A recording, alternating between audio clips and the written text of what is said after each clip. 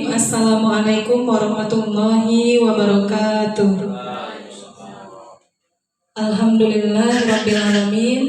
Wassalatu wassalamu ala asrafil anbiya wal mursalin wa ala alihi wa sahbihi ajmain. Yang terhormat Bapak Kepala Sekolah SMP Negeri 33 Mukomoko, Bapak Idris A. SPD. Yang kami hormati Wakil Kepala Sekolah, Bapak Ibu Majelis Guru, staf, karyawan, staf TU, Kepala TU Tata Usaha SMP Negeri 33 Mukomoko. Bersyukur kita kehadiran Allah Subhanahu wa Ta'ala yang memberikan kesehatan dan juga kesempatan untuk dapat hadir pada hari ini dalam rangka kegiatan diseminasi implementasi pembelajaran sosial dan emosional oleh calon guru penggerak angkatan 9, saya sendiri Sahrian SPD. Salawat serta salam senantiasa kita curahkan kepada baginda Rasulullah SAW dengan ucapan Allahumma sholli ala Sayyidina Muhammad wa ala ali Sayyidina Muhammad. Bapak Ibu yang berbahagia, izinkan saya berbagi penyebaran serta pemahaman mengenai pembelajaran sosial emosional yang merupakan aksi nyata dari modul 2.3 yaitu pembelajaran sosial emosional. Bapak Ibu, menurut filsuf, seorang filsuf dari Yunani yang bernama Aristoteles menyatakan bahwa mendidik pikiran tanpa mendidik hati adalah bukan pendidikan sama sekali.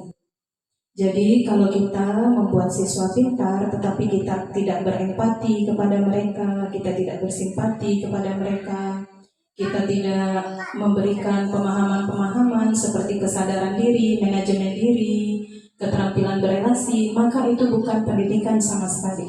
Mari kita lihat bersama Bapak Ibu bagaimana sebenarnya pembelajaran sosial dan emosional tersebut. Kegiatan kali ini adalah membagikan pemahaman bagaimana implementasi pembelajaran sosial dan emosional dengan 4 indikator. Yang pertama adalah pengajaran eksplisit, yang kedua terintegrasi dalam praktik mengajar guru dan kurikulum akademik, yang ketiga penciptaan iklim kelas dan sekolah, yang keempat penguatan kompetensi sosial pendidik dan emosional pendidik serta tenaga kependidikan di sekolah serta dapat merefleksikan. Bapak Ibu, dalam sebuah penelitian tentang pembelajaran sosial dan emosional dikatakan bahwa guru yang memiliki kompetensi sosial dan emosional yang baik lebih efektif dan cenderung lebih resilient atau lebih tangguh dan merasa nyaman di kelas karena mereka dapat bekerja dengan baik bersama dengan murid-murid. Jadi kalau kita punya kompetensi sosial dan emosional yang baik, kita itu lebih tangguh dalam menghadapi murid-murid kita di kelas.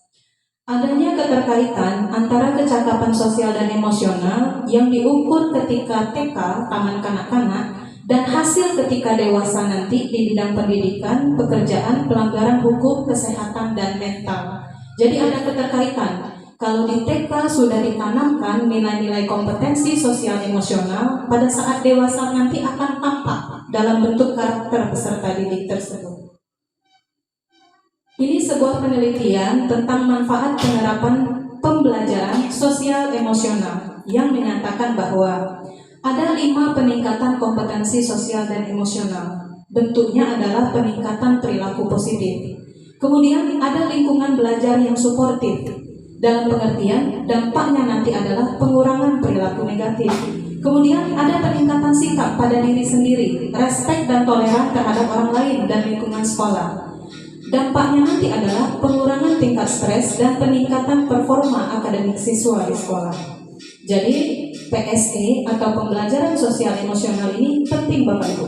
Kenapa penting? Karena satu, peningkatan perilaku positif. Berarti yang budaya positif kita pelajari kemarin bisa ditingkatkan. Pengurangan perilaku negatif, pengurangan tingkat stres baik terhadap siswa maupun terhadap guru, kemudian peningkatan performa akademik siswa. Nah, bagaimana caranya kita menerapkan hal tersebut? Mari kita lihat. PSE ini urgen dalam pengertian penting. Kenapa penting? Karena yang tadi yang disebutkan. Yang pertama, bisa meningkatkan sikap positif dan toleransi murid terhadap dirinya, orang lain, dan lingkungan sekolah. PSE di kelas terbukti dapat menghasilkan pencapaian akademik yang lebih baik. PSE memberikan fondasi yang kuat bagi murid untuk sukses dalam berbagai area bidang kehidupan. Jadi apa itu PSE? Nah ini dia PSE. PSE itu pembelajaran yang dilakukan secara kolaboratif oleh seluruh komunitas sekolah. Jadi tidak bisa saya sendiri Bapak Ibu. Saya harus bersama-sama Bapak Ibu untuk menerapkan ini terhadap anak-anak kita di sekolah. Nah proses kolaborasi ini memungkinkan anak dan orang dewasa di sekolah memperoleh dan menerapkan pengetahuan, keterampilan, sikap positif dari aspek sosial dan emosional. Apa saja PSE itu? PSE dijabarkan melalui 5 hal. Yang pertama, kesadaran diri.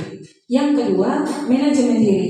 Yang ketiga, keterampilan berelasi. Yang keempat, pengambilan keputusan yang bertanggung jawab. Dan yang kelima adalah kesadaran sosial.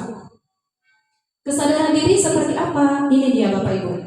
Kemampuan untuk memahami perasaan, emosi, nilai-nilai diri, dan bagaimana pengaruhnya pada perilaku dalam berbagai situasi dan konteks kehidupan. Kita lanjut Bapak Ibu. Manajemen diri.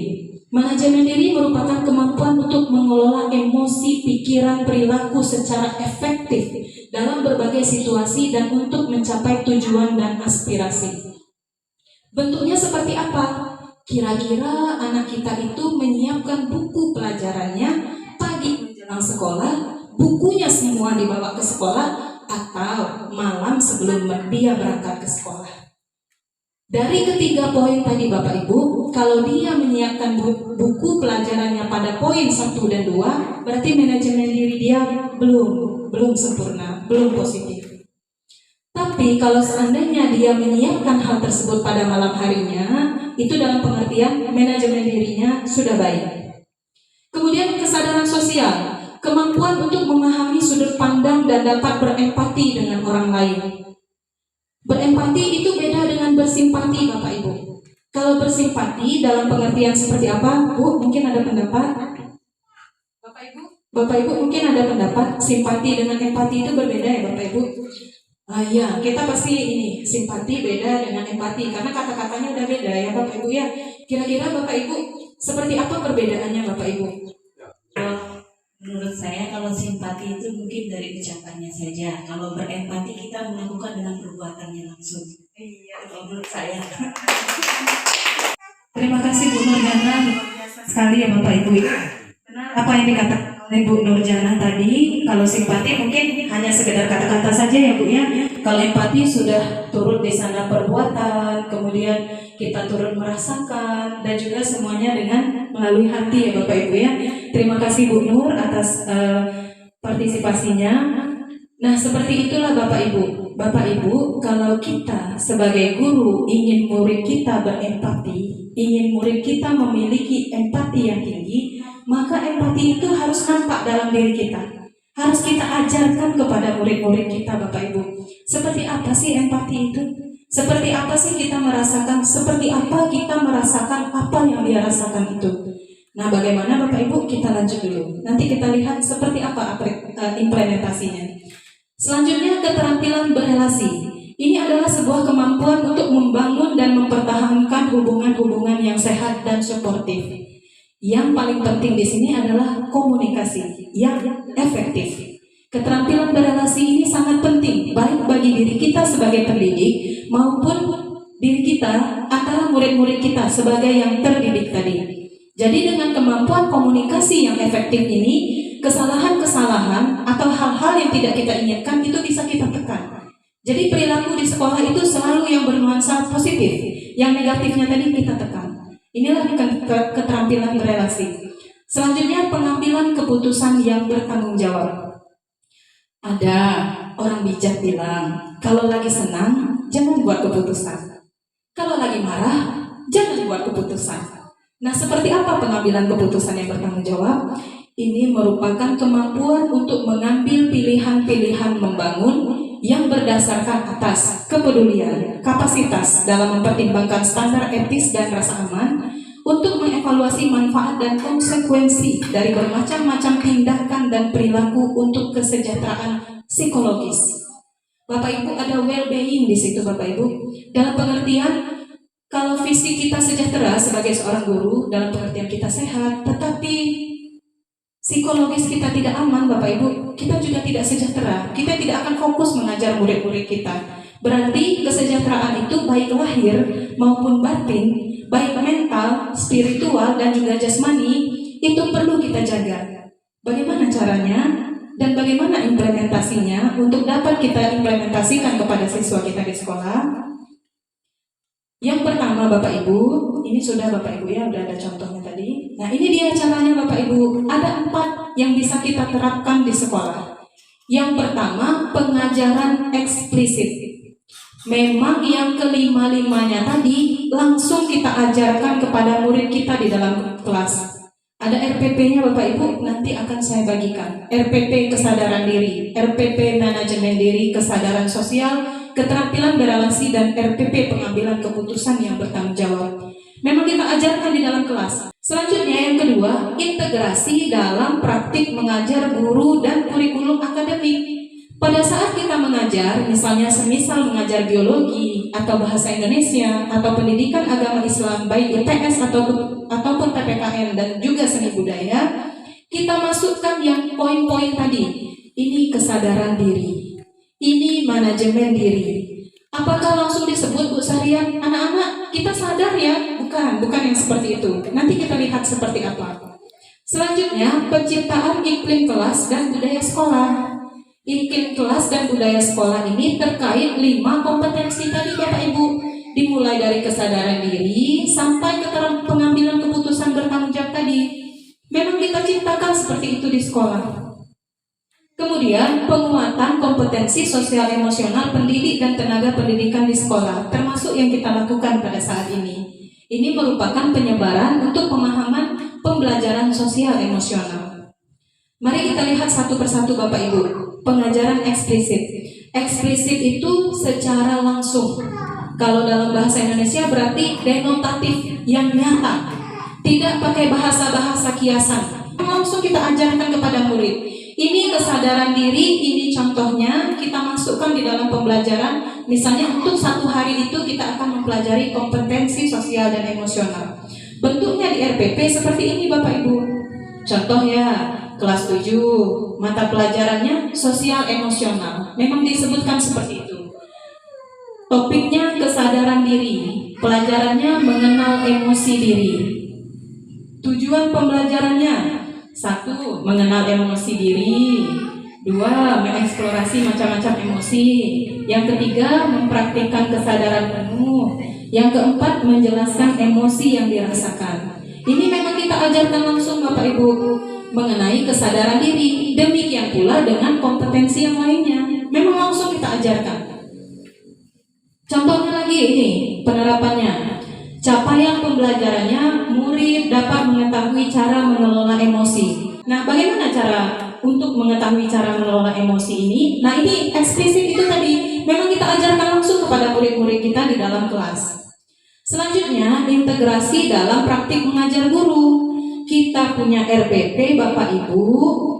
RPP kita itu kita masukkan poin-poin yang 5 tadi. Misalnya dalam pembukaan atau bagian pendahuluan, kita memberikan kesempatan pada murid untuk berbicara. Kita mendengarkan secara aktif. Kita memungkinkan interaksi, menciptakan rasa saling memiliki dan menumbuhkan salah satu kompetensi sosial emosional. Sebagai contoh, seorang guru A dalam pembukaan ini dia beri kesempatan murid untuk berbicara. Bagaimana kabarnya anak-anak? Semangat hari ini? Gimana perjalanan di sekolah tadi? Mungkin itu kesempatan yang akan membuka mereka untuk berbicara. Nah, pada kegiatan inti kita bisa melakukan diskusi akademik, pembelajaran yang kolaboratif dan kooperatif, pembelajaran berbasis proyek, dan ini juga didengungkan di dalam kurikulum Merdeka Bapak Ibu. Kemudian dalam penutupan kita melakukan refleksi, apresiasi, dan cara positif lainnya. Ini sebagai contoh Bapak Ibu dalam RPP, inilah bentuknya. Contoh ya Bapak Ibu, guru membuka pelajaran dengan melakukan kegiatan awal rutin. Kegiatan rutin ditujukan untuk membangun suasana pembelajaran yang positif, mempersiapkan murid untuk melakukan kegiatan pembelajaran selanjutnya. Masuk di sana kesadaran diri dan manajemen diri. Guru membiasakan memulai pelajaran dengan berdoa.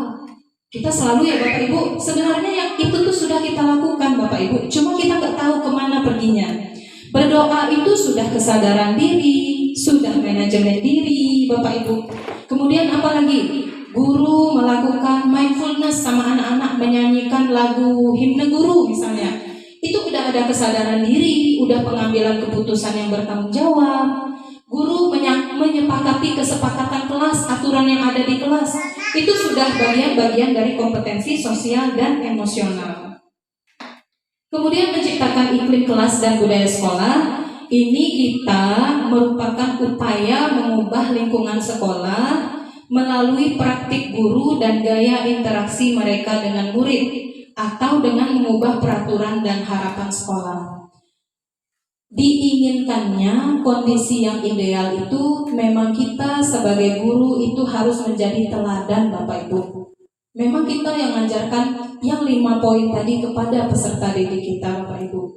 Jadi terciptalah lingkungan dan iklim kelas budaya sekolah yang positif tadi. Sama seperti diseminasi sebelumnya Bapak Ibu. Itulah yang kita ciptakan, itulah yang kita wujudkan di sekolah. Selanjutnya Bapak Ibu, penguatan kompetensi pendidik dan tenaga kependidikan. Ini yang terakhir, ada 3 cara. Yang pertama, jadi teladan, kita modelkan. Modelkan seperti apa? Anak ketemu kita, dia tidak salam, kita ngulurkan tangan duluan. Apa kabar nak? Salim dulu. Dia belum mau senyum, kita senyum duluan. Apa kabar kalian hari ini? Gimana tadi di rumah? Sudah sarapan belum? Memang harus seperti itu Bapak Ibu. Karena kita ingin anak kita berempati, berarti kita menaruh empati terlebih dahulu terhadap siswa kita. Kita ingin anak kita sadar secara sosial, kita yang menggerakkan mereka. Tapi kalau kita diam saja, memang bentuknya kecil, sederhana Bapak Ibu. Dia tidak mengulurkan tangan untuk salam, idealnya kan memang murid yang mengejar guru. Tapi karena kita ingin mengajarkan hal tersebut, berarti kita yang mengajar mereka. Nah, sehat. Karena memang seperti itu Bapak Ibu. Misalnya membudayakan di kelas berapa? Itu apa kelas 9, apa kelas 7? Yang 7S itu Bapak Ibu, kelas 9 kayaknya. Senyum, sapa, salam, sopan, santun, saling, satu lagi saya lupa. Nah kalau misalnya satu kita memang harus memodelkan, menjadi teladan. Ya Pak Jas, uswatun hasanah tadi. Jadi gimana? Agar tumbuh yang 5 tadi, kesadaran diri, kesadaran sosial, kemudian keterampilan berrelasi, pengambilan keputusan, bertanggung jawab, manajemen diri. Memang kita yang contohkan dulu Bapak Ibu. Mereka cuek saat jalan, kita tegur. Wilda, salim dulu, sehat kamu? Gimana kabarnya hari ini? Nah, kemudian Bapak Ibu, di dalam kelas misalnya Bapak Ibu ada yang dinamakan dengan teknik bernafas yang disadari. Baik Bapak Ibu, kita coba mulai saja. Nanti kita praktekkan dengan anak-anak kita. Bapak Ibu, kita berupaya untuk membangun kesadaran diri kita. Ini salah satu caranya. Dengan hal seperti ini kita bisa lebih fokus dan juga membangun kesadaran di dalam diri kita agar kita benar-benar hadir di dalam kelas itu baik fisik maupun mental. Caranya adalah ikuti saya Bapak Ibu ya. Yang pertama Bapak Ibu, lemaskan seluruh persendian Bapak Ibu. Duduk dengan posisi yang nyaman menurut Bapak Ibu. Silakan ambil posisi yang nyaman. Kemudian telapak kaki Bapak Ibu silakan taruh di lantai. Rasakan tekanan kaki terhadap lantai yang Bapak Ibu sedang duduk saat ini. Rasakan tekanan antara badan Bapak Ibu dengan kursi yang Bapak Ibu duduki saat ini. Lemaskan seluruh otot Bapak Ibu. Lemaskan seluruhnya. Oke, baik. Silahkan jika ingin memejamkan mata, silahkan pejamkan mata. Jika tidak, tidak apa-apa. Kita mulai. Tarik nafas dari hidung secara sadar. Kemudian tarik pelan-pelan. Penuhi rongga dada Bapak Ibu dan juga rongga perut Bapak Ibu dengan nafas. Penuhi semuanya. Tarik nafas yang dalam dari hidung. 1, 2, 3. Hembuskan perlahan, keluarkan dari hidung atau dari mulut juga boleh. Oke, sekali lagi kita coba. Tarik nafas Bapak Ibu secara sadar. Dari rongga hidung Bapak Ibu. 1, 2, 3. Penuhkan di perut Bapak Ibu, kemudian pelan-pelan dikeluarkan. Bapak Ibu, menurut penelitiannya, yang pertama ngantuk Pak Jas kalau kurang tidur tadi malam. Nah yang kedua Bapak Ibu, kalau kita sedang tidak fokus, kalau kita sedang marah, kalau emosi sedang memuncak, biasanya kita keluar kelas ya Bapak Ibu ya. Tapi ini bisa kita lakukan di dalam kelas. Caranya seperti itu. Namanya itu mindfulness, dengan kesadaran bernafas. Rasanya paru-paru kita penuh. Kemudian apa Bapak Ibu, oksigen itu mengalir lebih banyak ke otak. Kemudian kita menghembuskan. Sebenarnya kita bernafas sehari-hari autopilot kan Bapak Ibu. Nafas keluar, nafas keluar, nafas keluar. Tanpa kita sadari. Sekali-kali coba. Minum air hangat, kemudian tarik nafas yang dalam, keluarkan. Lagi marah posisinya ini, tarik nafas yang dalam, keluarkan. Memang hilang marahnya Bapak Ibu. Coba, nanti dicoba ya, praktekkanlah. Iya, diajarinya kayak gitu Bapak Ibu. Nggak ada salahnya kita belajar ya. Nah yang kedua, selain memodelkan, kita juga harus belajar Bapak Ibu. Belajar sepanjang hayat kita. Long life education, ya Bu Nur ya. Gimana caranya kita sebagai seorang guru menjadi pribadi yang mengembangkan kapasitas dan kemampuan serta kompetensi, baik itu kepribadian, pedagogi, profesional, kita kembangkan semuanya. Jadi Bapak Ibu jangan berhenti di sini saja. Arahan dari Bapak Kepala Sekolah, ayo Bapak Ibu kita ikut program guru penggerak. Walaupun menteri, yang jelas mana program pemerintah kita ikut semua. Kemudian apalagi ya arahan Bapak Kepala Sekolah kemarin, ayo buka PMM-nya, ya Pak Idris ya. Ayo lakukan aksi nyata. Jadi memang karena kita mengajar, kita dituntut juga untuk senantiasa belajar dan mengembangkan diri. Nah, kemudian apa lagi Bapak Ibu? Yang ketiga adalah berkolaborasi. Satu kepala itu terlalu sedikit. Banyak kepala itu lebih baik daripada satu kepala. Karena apa? Setiap dari kita punya potensi masing-masing, punya kekuatan diri masing-masing. Apabila kekuatan itu kita gabungkan, kita akan menjadi luar biasa. Banyak hal yang bisa dilakukan dengan melakukan kolaborasi. Tapi sedikit hal yang bisa dilakukan kalau kita sendiri-sendiri. Maksudnya kayak gini, sukses sendiri itu luar biasa. Sukses bersama itu Masya Allah luar biasa lagi. Nah jadi bagaimana caranya kompetensi sosial dan emosional itu terbangun? Kalau untuk penguatan kompetensi pada guru dan juga tenaga pendidik melalui 3 tadi. 1 dimodelkan oleh kita gurunya. Yang kedua tadi adalah belajar. Jangan berhenti belajar Bapak Ibu. Kita harus semangat Bapak Ibu. Ada kesempatan di dalam SIM PKB kita ikut Bapak Ibu. Maupun webinar-webinar yang biasa-biasa yang sekarang ini Bapak Ibu. Dan yang paling mudah, paling murah adalah PMM. Itu yang disebut oleh Bapak Idris. Kalau Pak Idris luar biasa ya. Udah ada komunitas SMP 33. Kita ikuti Bapak Ibu supaya kita bisa bikin webinar di sana Pak Idris ya. Kita ajak sekolah lain nanti yang jadi pembicara. Ini bisa dijadikan bahan Bapak Ibu. Kita bisa jadi narasumber, kita bagi-bagi, gantian-gantian aja kita Bapak Ibu. Yang budaya positif kemarin misalnya Bu Nur ngomong di sana. Walaupun orang off kamera nggak apa-apa Bu Nur. Yang penting kita ngomong-ngomong di situ. Setidaknya 1, 2, 3, 4, 5 orang akan ada yang mendengarkan kita. Percayalah Bapak Ibu. Nah kemudian Bapak Ibu yang terakhir ini berkolaborasi. Memang kalau di sekolah tidak mau sendiri-sendiri. Memang harus sama-sama Bapak Ibu. Apa saja kegiatannya?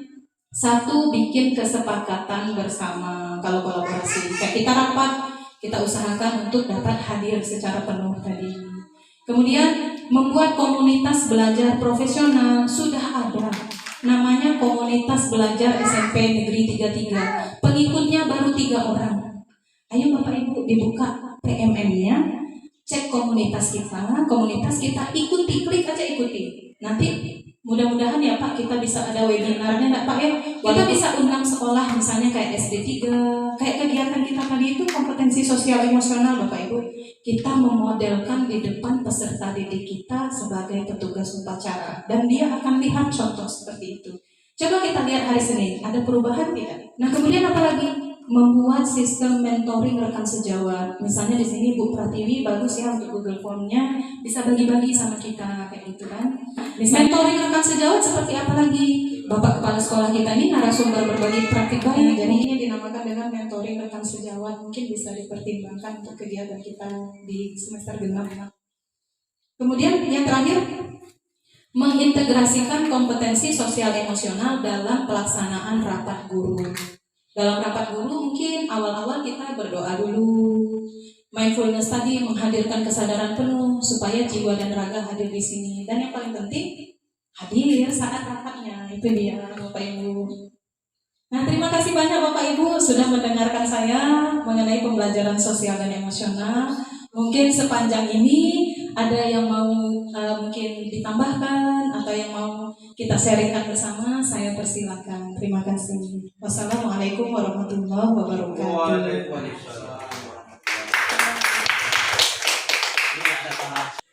Terima kasih kesempatan yang diberikan kepada saya. Ini yang masalah prioritas sekali. Ini yang jadi kelemahan kita. Anak kumbel prioritas belajar kemarin di grup pemimpin guru baru ada 3 pengikut berbaca terdeteksi di sini baru ada 3 pengikut. Nanti kalau sudah banyak pengikut kita bisa webinar, bisa kita berkolaborasi dengan SMP 17, SMP 44, SMP 46 yang ada di Kecamatan Malideman atau dengan SD yang ada di Kecamatan Malideman. Kalau pengikut 3 bagaimana kita mau ikut webinar ini? Nah, Bapak bisa ikut webinar dengan sekolah yang lain kayak SMP 17, gabung komunitas kayak gitu SMP 17. Ada kompel di Kecamatan Malideman ini baru SMP 17, SMP 33, baru 2, SMP 44, 46 belum ada. Bapak baca ini bisa dibuka di PMM itu, kita deteksi, kita buka. Baru yang terbaca itu SMP 17 dan SMP 33. Syarat buat kombel itu harus laksanakan aksi nyata. Contoh-contoh aksi nyata itu banyak di PMM. Bisa kita edit, bisa kita revisi, tapi jangan menciplak atau plagiat, nanti temuan. Itu kalau temuan atau plagiat itu ditolak, nggak mau. Kita revisi menurut pendapat kita.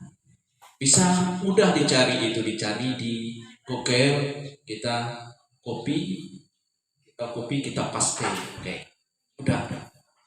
Yang penting ada data, ada sinyal. Kalau nggak ada data, nggak ada sinyal, nggak bisa ini. Saya lagi sekarang ini mengerja 3 buah lagi aksi nyata, mudah-mudahan selesai dalam seminggu ini.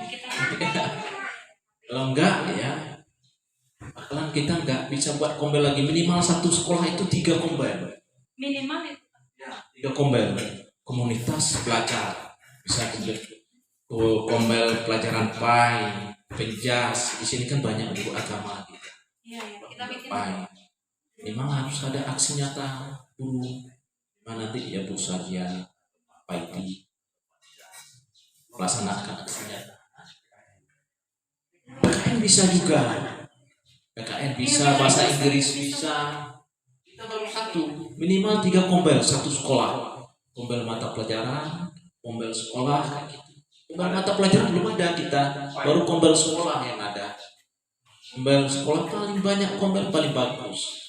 Nah, tahu nanti kita terdeteksi, terdata, nanti dipanggil oleh PGP, ikut pelatihan. Ayo Pak, Ya, kita semangat. paling kayak gitu. Di Kabupaten Pamongko baru ada 14. Masih sedikit dibanding kabupaten yang lain. Kabupaten yang lain itu sudah ada 40 kombel. Kita masih rendah. Nanti silakan yang ahli masalah literasi digital bisa berbagi, bisa berkolaborasi. Bu Wulandari nanti tunjukin kawan-kawannya buat langkah-langkah. Contoh-contohnya sudah ada semua di PMN. Tadi yang sudah divalidasi itu yang sudah ada contohnya. Jadi kita bisa buat kombel kayak gitu, kombel guru T kayak gitu. Nanti apa saja yang berkaitan dengan PMN ikut semua webinar atau nyangkutnya di SIMPKP guru penggerak ikut. Ya, misalnya Bu Wulandari ikut guru penggerak, keluar sertifikat, mana tahu nanti secara langsung nilai tes itu sudah 50%, satu kaki udah masuk kayak gitu, tinggal satu kaki lagi. Nah itu yang kelemahan kita di sana. Padahal guru-guru yang non PNS banyak yang ikut, malah yang lebih hebat itu yang guru non PNS, PMN itu, malah yang jadi narasumber guru penggerak malah yang ikut guru non PNS itu besar ya. Termasuk komunitas-komunitas apa yang sekolah-sekolah swasta. Padahal banyak sumber referensi untuk kurikulum merdeka. Nah, mengenai profil pelajar Pancasila, asesmen, masalah-masalah judul ajar, masuk masalah capaian pembelajaran, semua ada di. Cuman kita tinggal lagi untuk belajar buka. Kita disuruh belajar mandiri, namanya PMM, Platform Merdeka Mengajar, namanya pelatihan mandiri. Bukalah topik-topik itu banyak. Alhamdulillah semua yang 40 itu udah saya selesaikan semua, tinggal nyata lagi. Udah saya selesaikan semua ini PMN yang 40 topik, ini kan ada 40 topik udah selesaikan. Kita udah selesai, udah banyak aksi nyata, minimal 30 aksi nyata. Nanti ada apresiasi guru, HGN namanya. Nah, dipanggil ke Jakarta biasanya. Sudah melaksanakan aksi nyata itu sebanyak itu. Kemarin itu yang berangkat ke Jakarta itu Pak Repi, ada guru Bu Melia, karena udah banyak melakukan. Tapi kalau buat video daerah tertinggal, kita nggak masuk sekolah tertinggal lagi. Di Dapulik nggak ada lagi, di Kabupaten Moko sekolah tertinggal nggak ada lagi. Salah satu melalui PNM tadi. Kalau banyak sertifikat, insya Allah nanti tahun depan kita dapat apresiasi dari kementerian, dari GTK-nya, dari Kementerian Pendidikan. Kita dipanggil nanti di Bengkulu BGP, sudah itu baru diseleksi dipanggil ke Jakarta. Mudah-mudahan Bapak Ibu mulailah daripada apa-apa mulai boleh ya, belajar ya, kita saling berbagi boleh. Siap ya, kalau minta tunjuk sama saya, insya Allah saya bantu. Allah saya tunjuk, saya siap untuk berbagi. Iya, Pak, baik. Terima kasih. Iya. Luar biasa sekali motivasi ya dari kepala sekolah kita untuk komunitas belajar di platform Merdeka Mengajar. Kita mulai pelan-pelan ya Bapak Ibu, walaupun tidak berlari, minimal kita berjalan, tidak berjalan, minimal kita merangkak. Kita mulai pelan-pelan buka PMM kita. Terima kasih Pak Idris atas motivasi dan arahannya. Saya juga akan berusaha untuk memotivasi diri sendiri dan juga teman-teman agar kegiatan-kegiatan seperti pelatihan mandiri di platform Merdeka Mengajar dapat dilaksanakanlah, bukan hanya sekedar omong-omong belaka. Mari Bapak Ibu mulai pelan-pelan kita ya Bapak Ibu ya, melakukan kegiatan-kegiatan. Semangat kita Bapak Ibu? Iya, semangat kita ya. Iya, semangat kita. Baik Bapak Ibu, mungkin ada yang lain Bapak Ibu sebelum kita tutup sesi kali ini mengenai pembelajaran sosial dan emosional, mungkin ada tambahan, mungkin ada pertanyaan juga boleh Bapak Ibu, silakan. Baiklah Bapak Ibu, demikianlah diseminasi untuk pembelajaran sosial dan emosional kali ini. Harapannya ke depan untuk penguatan kompetensi pendidik dan tenaga pendidikan di sekolah, kita bisa yang pertama adalah memodelkan, yang kedua belajar, yang ketiga berkolaborasi. Demikian Bapak Ibu, salah dan khilafnya saya mohon dimaafkan. Saya akhiri, wabillahi taufiq wal hidayah. Wassalamualaikum warahmatullahi wabarakatuh.